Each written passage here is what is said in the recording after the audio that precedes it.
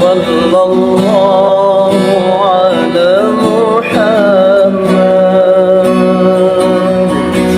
Hati-hatilah dengan bujuk rayu dan godaan perempuan, karena perempuan godaan paling dahsyat bagi kaum lelaki. Berikut ini kisah seorang ahli ibadah yang mampu menahan godaan dan rayuan seorang perempuan cantik. Kisah ini terjadi di zaman Bani Israel, namun bisa jadi pelajaran berharga bagi kita yang hidup di zaman fitnah penuh ujian ini. Ibnu Abbas bercerita dari Ka'ab al-Ahbar, radhiyallahu anhu, beliau berkata, pada zaman Bani Israel ada seorang yang sangat jujur kepada Allah, selalu sibuk beribadah, seorang abid.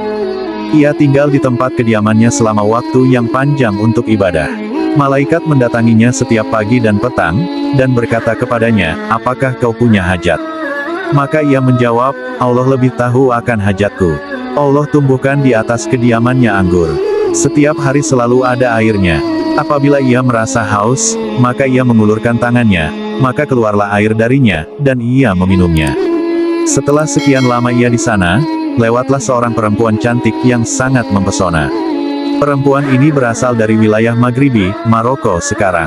Suatu hari perempuan cantik itu memanggil, wahai hamba Allah. Maka dijawab si ahli ibadah, ya, ada apa? Apakah Tuhanmu melihatmu?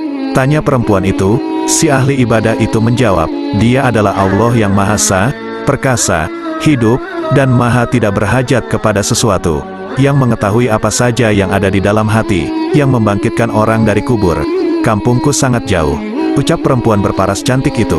Maka lelaki ahli ibadah itu berkata, masuklah, naiklah ke tempatku ini. Maka tatkala si perempuan itu masuk ke rumahnya, ia melepas seluruh pakaiannya, dan berdiri tanpa penutup badan atau telanjang bulat. Ia pun memasrahkan tubuhnya kepada si lelaki ahli ibadah itu. Maka si lelaki ahli ibadah itu menutup matanya, memalingkan penglihatannya darinya, sambil berseru, celaka engkau hai perempuan, tutupilah tubuhmu. Maka dijawab si perempuan, apa sih salahnya jika kita bersenang-senang malam ini? Maka lelaki itu mengajak bicara dengan dirinya sendiri, nafsunya, wahai nafsuku, bagaimana menurutmu tawaran si perempuan itu? Maka nafsunya menjawab, demi Allah aku sangat ingin bersenang-senang dengannya. Maka laki-laki itu menjawab nafsunya, celaka engkau wahai nafsu, apakah engkau menginginkan ibadahku hancur musnah hilang semuanya saat ini, hanya dikarenakan satu perbuatan ini? Setiap yang berzina tidak akan dimaafkan, jika tak taubat. Sesungguhnya pezina itu ditelungkupkan wajahnya ke dalam api neraka, padahal neraka itu api yang tak pernah padam, azabnya tak pernah habis. Aku takut jika Allah murka kepadamu hai nafsuku, dan Allah tidak meridhoimu selama-lamanya. Ternyata nafsunya masih terus membujuknya. Maka ia menjawab, baiklah. Sekarang aku uji dulu engkau dengan api yang sangat kecil. Jika engkau sabar menanggungnya, maka bersenang-senanglah engkau hai nafsuku dengan perempuan itu di malam ini. Maka laki-laki ahli ibadah itu menyalakan lampu dinding, dan menebalkan sumbunya.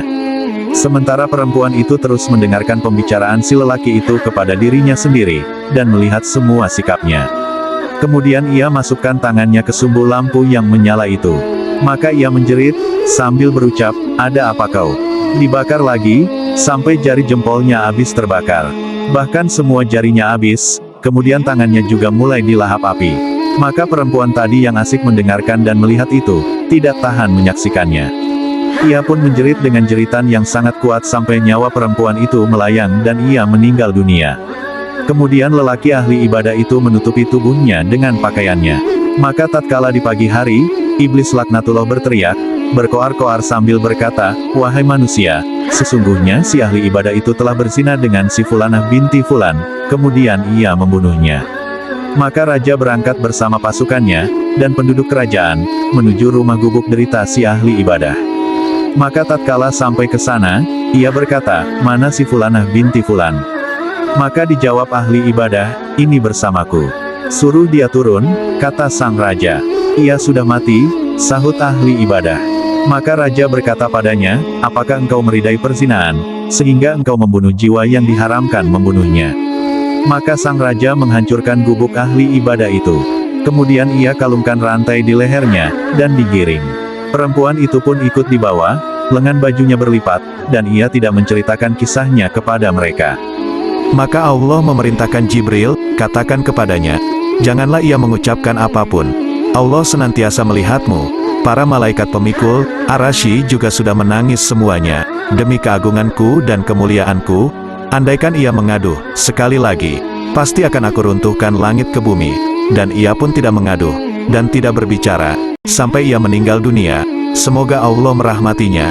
Maka tatkala ia sudah meninggal dunia, Allah mengembalikan ruh si perempuan itu. Ia pun berkata, demi Allah ia mati terzalimi. Ia tidaklah berzina, dan saya masih gadis, perawan, belum disentuh siapapun.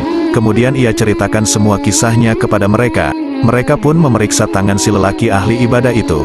Ternyata benar tangannya terbakar, sesuai cerita si perempuan cantik itu. Maka mereka berkata, oh, kami tidak tahu terhadap orang yang telah kami gergaji. Maka si ahli ibadah itu telah terjatuh, terbelah dua di atas bumi. Si perempuan itu pun meninggal lagi. Maka mereka menggali satu kuburan untuk mereka berdua. Ternyata mereka mendapati bau misik kasturi di dalam kuburan keduanya. Kemudian mereka mendatangkannya dan menyolatkannya. Tiba-tiba ada suara yang menyeru mereka, tunggu dulu, para malaikat mau ikut menyolatkan mereka berdua. Kemudian setelah selesai disolatkan, maka mereka menguburnya. Maka Allah tumbuhkan di atas kuburan mereka 2 bunga yasmin, dan mereka dapatkan di atas kuburan mereka tulisan yang berisi, dari Allah, Azza wa Jalla, kepada hambaku dan waliku, aku telah menyediakan minbar di bawah Arasy, dan telah kukumpulkan malaikatku, dan Jibril telah berkhutbah, dan para malaikat telah menyaksikan, bahwa aku menikahkan kepadanya 50.000 bidadari dari surga Firdaus.